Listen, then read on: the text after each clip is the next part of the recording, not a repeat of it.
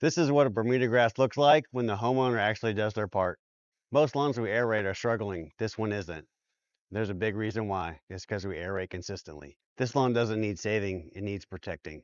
So what we're doing is we're going to apply some liquid aeration into the areas of the lawn that we can't aerate because it has underground irrigation. So around valve boxes also, there's areas we can't get to with the aerator, like right here, up next to the house, around here.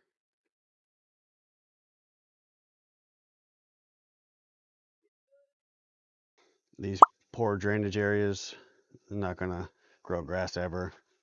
This is something I would do rock. I'd do rock there all along the fence. See where the water is getting trapped and it's not going under the fence, and the fence is just soaking it up.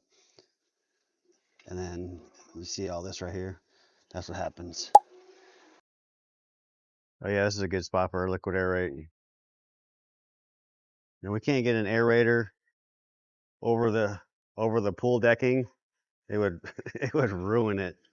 So we don't even try. So in this scenarios, we use liquid aerate like Omar's doing now. And this is just poor drainage right here. Water just sits in these areas and pools along the concrete here in the house. Stays wet there. Same with this area through here.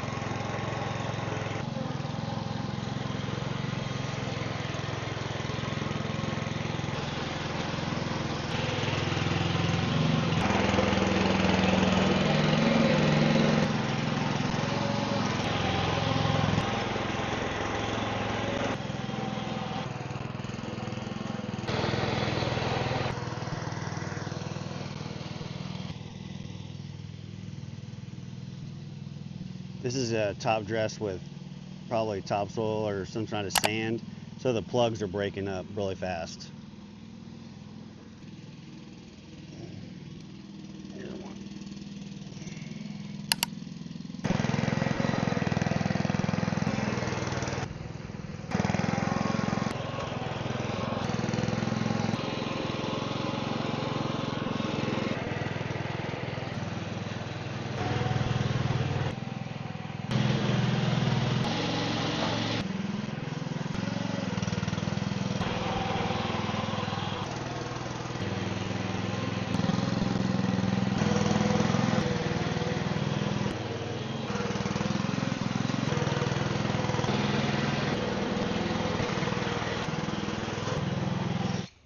This lawn is already doing a lot of things right. We're just making it better.